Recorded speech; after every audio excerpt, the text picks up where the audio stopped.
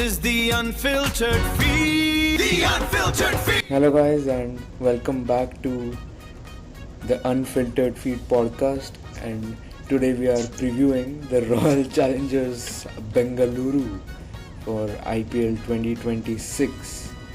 So you hopefully might have seen our first preview, which was for the Punjab Kings.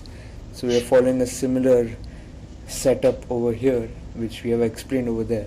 So you've got the best 12 lined up and the backups that RCB have in the squad for each role.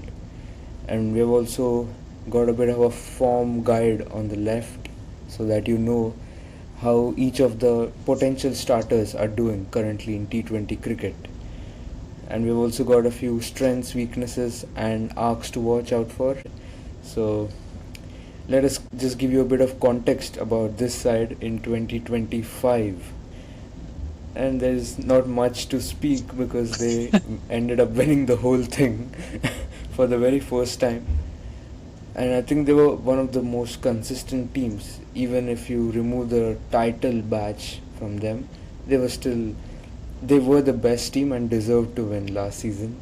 So what do you think they did right last year? I think the biggest thing that went in their favor, I mean, obviously they worked for it, was that they didn't lose two matches in a row throughout the IPL. This is what we've seen from teams like Mumbai Indians or Chennai Super Kings during their prime. I think MI didn't lose two matches in a row for 2 consecutive years in 2019 and 20, and they won the title in both. So I think the best thing when you do this is that a negative momentum doesn't build up. So even if you lose one match, you're able to bounce back quickly and correct all of your mistakes, and you keep that positive momentum going forward. And that's exactly what RCB did, because in previous years you have always seen them lose a lot of matches either at the start, where it just puts them behind in the IPL and they are just playing catch up, or they usually have a middle muddle where, you know, from games maybe to 10 they lose 3 or 4 on the bounce, and then it again derails their campaign. They avoided that last year, which was very important. Once you reach the playoffs, it's basically lottery. That's what MS Dhoni used to say, and they played that really well. They smashed Punjab in the qualifier 1, and then even in the final they won it pretty convincingly. Yeah, as you mentioned, I think over the years they have found a way to get their campaign derailed in every single possible way across the 18 seasons, and mostly you can correlate that to the fact that there are just 1 or 2 players who actually won them games. So whenever they eventually failed or they had a bad patch in the season, that is when the team also had a bad patch, because there was no one else to save them. And that was the biggest difference last year. They had different match winners throughout the season. I think they had 7 or 8 different player of the match winners, if I'm not wrong, which is quite commendable, and it shows the depth in their team. Yeah, and they also had, I think, 10 different batsmen scoring 50 plus runs in an innings, which is, I think, an IPL record now. So that's the stark difference between RCB of the past and now, because till 2020, I think it was mainly just Virat and AB and Chris Gayle in the years before that were doing the heavy lifting. But now they have a lot of players who can win them matches. Yeah. So coming to this season, I think yet again, and needless to say, they have kind of retained most of their winning core, and they've made additions where they felt they needed a few backups. So the biggest buy for them definitely was Venkatesh Iyer at the auction, and though Devdutt Padikkal is someone they believe should still start, that is what Dinesh Karthik and Andy Flower as well mentioned after the auction, that Padikkal will still start for us, but Venkatesh Iyer is a solid backup. So that's a good addition. And I would also say they invested a bit more in overseas pacers like Jacob Duffy. I think Nuwan Tushara was with them last year, but they added Jacob Duffy, who is a very solid option to replace Josh Hazelwood. And then they had a few domestic buys here and there because they didn't need much at the auction. So they had a light auction compared to the previous years, and I think they nailed it. Yeah, absolutely. They did a fantastic job in the auction. I think I had predicted that Venkatesh Iyer would go to RCB. And like you said, Devdutt Padikkal will still start, but we saw last year that he was injured midway through the tournament. And then they had to play Mayank Agarwal, who was not in the best touch. So now they have a solid backup, not just for Padikkal, but for other players if they are injured. So that's a very good buy. And Jacob Duffy as well, as he's done well for New Zealand recently, so he's a world-class bowler. The only thing that they didn't do well this year was releasing Lungi Ngidi, because I think it costed them about 1 crore. He wasn't that expensive, so Yeah. I think they called that wrong, because right now he seems to be in the form of his life. So imagine if you had Lungi Ngidi in this team as well, then it would have been even more undefeatable. But even without him, this team looks really strong. Yeah, I think it would have been a very different or better side if they had released Nuwan Thushara and retained Lungi Ngidi, because if you look at it, the Chinnaswamy pitch in the recent past has favored bowlers like Ngidi, who can bowl the slower ones because the ball tends to stick in the pitch at times. It's no longer the absolute road that it used to be.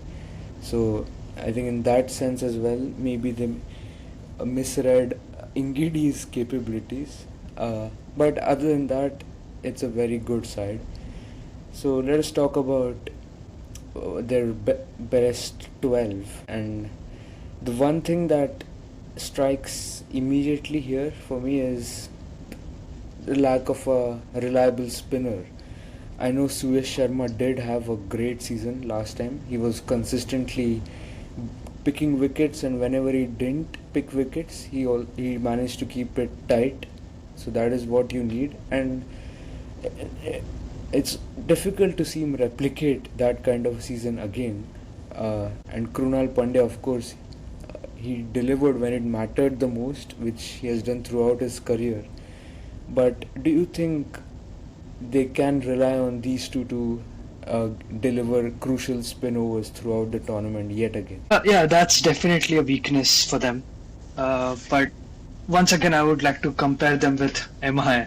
I think every single team is there's something similar with MI, but even MI in their peak years, they never really focused much on spin, because the kind of pitches that they had at their home, there wasn't much for spinners. But like you mentioned, Bangalore, the track has changed. So I think there is something for the spinners. I think Krunal Pandya will still do his job. He's a very smart bowler, so he knows when he needs to attack and go for wickets. But he also knows when he needs to keep the ball away from the batters and try to minimize runs. So he's smart. Suyash Sharma, I think he's a momentum player. If he's in a nice mental state and if he's in a good form, then he'll be very impactful. But I think he's one of those who, if he's going for runs, then it just keeps getting worse. So it's very important to see how Suyash Sharma starts the year. Last year he was sensational. I think right from match one, he used to pick wickets regularly. So I hope he can be somewhere similar to his performance from last year. Yeah, that is what they would hope. And if you look at this entire 11 or 12, you've got players over here that you would hope that can replicate their form from last season, because you've got someone like Rajat Patidar, who has not played much cricket and has been injured, but even after coming back, he hasn't looked at his best. Even Jitesh Sharma, he was a part of the Indian team and then dropped off from there, and I think had a bit of a stinker in the Vijay Hazare as well. So he's not coming from the best of forms. Krunal Pandya, again, he did well, but in T20s he hasn't done much, so that is also a concern. And of course Bhuvneshwar Kumar, he has played little to no T20 cricket since the start of this year. So they are pretty much coming in with just hopes and prayers that these players can step up. Yeah, and I think this actually takes me to an interesting observation about the bowling, because I think Josh Hazelwood won't be available for the first few matches. The same thing goes for Romario Shepherd. We just mentioned that Suyash Sharma is not a given that he'll perform well. Bhuvneshwar Kumar is only getting older and he hasn't played much cricket. And you have a bit of uncertainty with Yash Dayal about things that were going on off the pitch. So who really is left? You basically have Mangesh Yadav and maybe Jacob Duffy. So do you think they have enough depth and experience in their bowling attack to manage situations where all of their key bowlers from last year are not available? Yeah, that is a big worry for them. I think the difference here from a team that I would be more concerned about is the fact that they have got experience under the belt. So these are not newbies who are out of form. They are experienced players who are a bit out of touch. So I think there is a difference there. So when you are experienced and someone like Bhuvneshwar Kumar and Krunal Pandya, and if Yash Dayal plays even him, I think you can trust the players to kind of find their way out of trouble even when things are not going their way. So that is something that can help them. And I think they need that overseas pacer to kind of lead the way for them, whether it is Josh Hazelwood or Jacob Duffy. So that is where they rely a lot on, because if Romario doesn't come in time, maybe Jacob Duffy and Nuwan Thushara both can play just to kind of cushion their bowling if the bowling isn't doing well. So that is something they can do, but they definitely need Bhuvneshwar and Suyash, both of them to step up, because if you look at the backups for Suyash Sharma, all of them are left arm off spinners, which is a bit weird. Maybe they don't regard leg spin as an important cog in their bowling attack. So they've got Kanishk Chauhan, who's an under 19 player, Swapnil Singh, who's been around with the side for quite a while, and Vicky Ostwal, who's also under 19 player from 2022, and Satvik Deswal is a local scouted talent. So that is where it comes down to again, which is lack of quality backups. So as we mentioned earlier, they would hope that these players can somewhat bring their A game. Yeah, I think backups is going to be an issue for almost all teams, because with 10 teams, the player pool is divided amongst more teams. But I think you still have some good backup pacers like Duffy, Thushara. I think they rate Rasik Dar very highly because they bought him for, I think, 4 crores or something like that, and they've retained him, which means he will be an important player in the squad. So I think they have just enough backups, but they can't afford to have someone like a Bhuvi or Hazelwood out of form, because then it puts a lot of pressure on the other guys. Yeah. So in our best 12, we've got Josh Hazelwood there, but as we mentioned, he's out injured and he might come in the second half of this tournament. So you might see Jacob Duffy start for them, and Romario Shepherd, because he was stuck in India after the World Cup and he only just went back. So there are high chances that he takes a small break before coming back to India. So he might miss a couple of weeks. That is what I've heard. So you might see them either go with Jacob Bethel, but that is less likely considering their bowling again. So they might like to play the extra bowler there, which is Nuwan Thushara at the moment. So it looks a bit tricky for them at the start until they get their best players back in. So yeah, that is where they are at right now. And Yash Dayal, as you mentioned, is under a bit of a scanner. So we have kind of thought of that and not placed him in our starting 12. So the next best option might be Rasik Dar, but I think they rate Mangesh Yadav as well quite highly, considering how Dinesh Karthik spoke of him after the auction. I feel he is a part of their plan. Yeah, definitely. I think Mangesh Yadav, even I heard a lot from him. Not from DK, but also from all the other experts. He's done really well. So he was someone that they were targeting in the auction. I think, like you mentioned, the bowling attack is a bit of an issue in terms of availability, and I'm only scared because the first 4 games that they play are against Hyderabad in Bangalore, then they play CSK in Bangalore, who also now have a very aggressive batting lineup. Then they play Rajasthan Royals, who again, Vaibhav Suryavanshi, Yashasvi Jaiswal, Shimran Hetmeyer, and then they play Mumbai Indians at the Wankhede. So the first 4 games, the 4 most explosive batting lineups. yeah, exactly.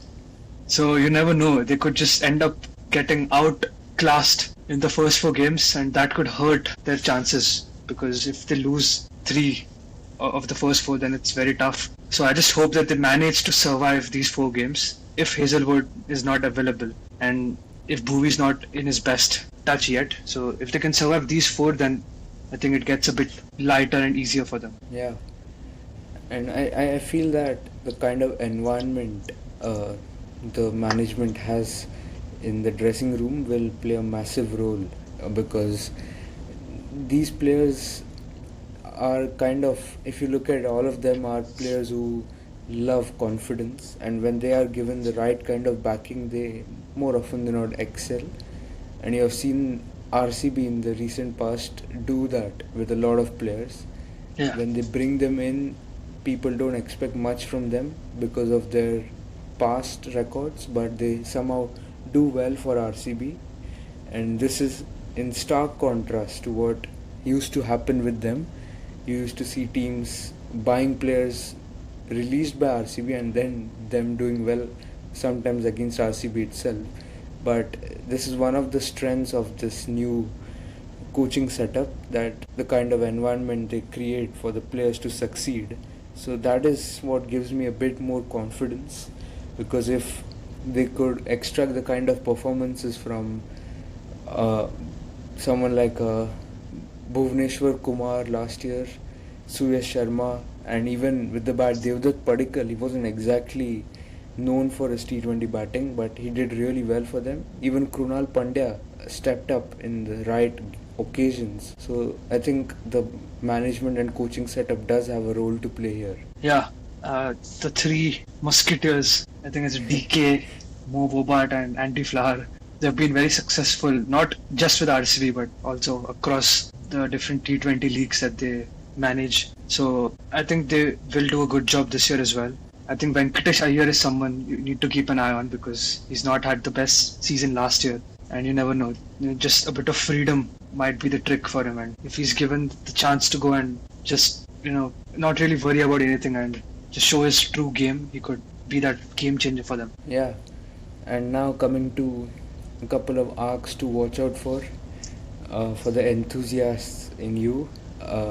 First one I would say is Rajat Patidar's batting form, because he's very important when you've got a on and off-ish Phil Salt, Devdutt Padikkal, who hasn't played much T20 cricket in a while, and Jitesh Sharma down there, who you don't know how he's going to go. So there is a lot of responsibility on Rajat Patidar to do well. I think 2025 or last season actually, he started off really well, but then had a bit of a thumb injury if I'm not wrong, and hence had limited performances in the later half of the season. In 2024 he was quite good, so I would love to see how he does this time around. And he's got the support of a ever informed Virat Kohli. He's kind of a bank of 600 runs at 150 strike rate, so they have to kind of arrange their entire batting philosophy around him.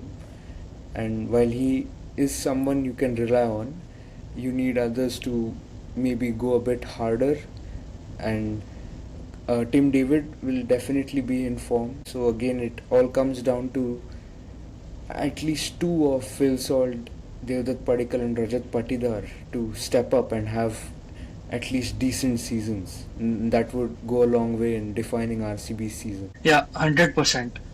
I think Rajat Patidar, he's got that difficult job where if he comes out with Virat Kohli batting on the other side, then he can release all the pressure and just keep scoring those boundaries. But if he's coming out with two early wickets, then he needs to also play that slow game, kind of build the innings. So it's very tough for a player like Patidar. But he's done well in the past, and being the captain, the defending champion captain, so he's got a lot of confidence and support from the fans. So I hope that can push him to perform better this time. Yeah.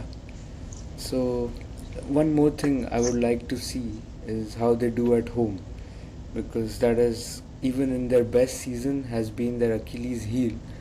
They started off really poorly at home last season. If I'm not wrong, they lost the first 3 games at home and had a late surge. So that is something I would like to see, because when you are playing 7 or half of a season at one venue and you're not good at that playing there, I think it will have a lot of implications. So Yeah. I hope they have learned from their mistakes and they have kind of understood how to adapt early on in the season, because as you mentioned, the first 4 games are going to be difficult. So even if they're playing 2 of them away from home, I think it is still important to kind of have control over your home games. Yeah, 100%. Again, you have been saying some really good stuff today. But I think last year they got very lucky, because I think that was the first time ever in IPL where a team beat Mumbai, Chennai and Kolkata at their homes. It's never happened in the IPL before. So RCB Yeah. basically did the unthinkable, which I think I they think didn't allowed lose a them, single away game last season, Yeah. which is also a record. which is also a record. So that success away kind of gave them some leverage to lose a few games at home without really costing it much. But this year, they just don't have one home. They have 2 because they play the last 2 games, I think, in Raipur, if I'm not wrong. So I was actually curious to ask you this. Is the pitch in Raipur similar to Bangalore? Because if it is not, then they'll have to basically change the way they play for the last 2 home games, which can be quite tricky. Yeah, I think the pitch is quite good for batting. The Shahid Veer Narayan International Stadium. You had a T20, if I'm not wrong, recently there versus New Zealand. Yeah. So the pitch is good. The ground is a bit bigger than Chinnaswamy, which will help their bowlers. So I feel it is quite close or quite comparable to Uppal, if I'm not wrong, in terms of dimensions and the pitch both. So I think it will suit RCB well, and maybe after towards the end of the season, when the pitches throughout the country will wear out, you'll get a couple of fresh ones as well, which might help them, and it will be interesting to see who they play over there, because if they get a favorable game, I think it will help them late in the season, and they would prefer playing on those tracks rather than Chinnaswamy as well. Yeah, I agree. Obviously, we still don't know the entire schedule, so we can't really talk about who they'll play towards the end. But I think that point is it's very interesting, because that stadium will be launched as other stadiums wear out. So it could bring back a few high-scoring batting games, and that will definitely suit RCB. Yeah,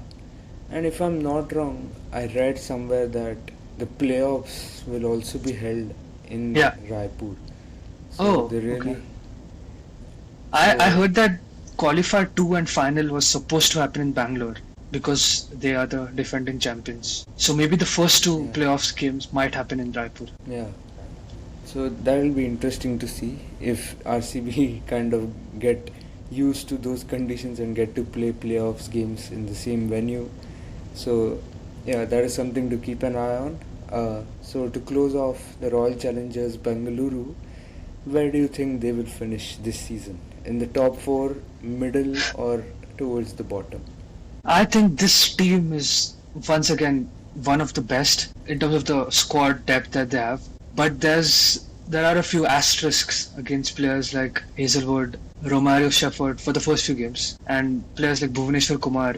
I would even say Virat Kohli, because now that he's playing even less cricket, you never know in what form he turns up. But you would assume that he'll still score runs. So only because of this, I think RCB might just be a top of the mid, so maybe around P4, P5.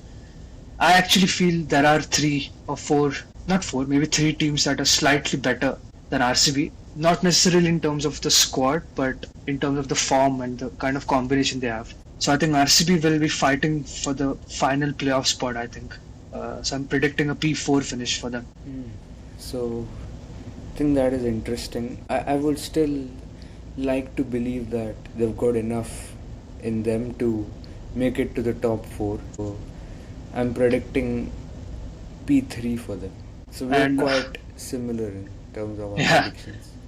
And do you see this season being like last year, where they'll cruise through, always in contention, or do you think it'll be a more of a up and down season this time? Yeah, I think it is difficult to replicate what they pulled off last year. I feel they will have a few more lows than they had last year because the fact that last year they had most of the players playing some of the best cricket that they've ever played.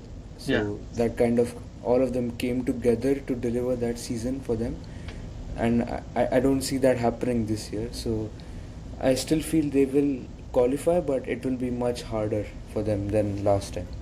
Yeah, I also absolutely agree with you. So that is it for now, and with this preview, and until next time, Isala Cup Namdu. This is the unfiltered feed. The unfiltered feed.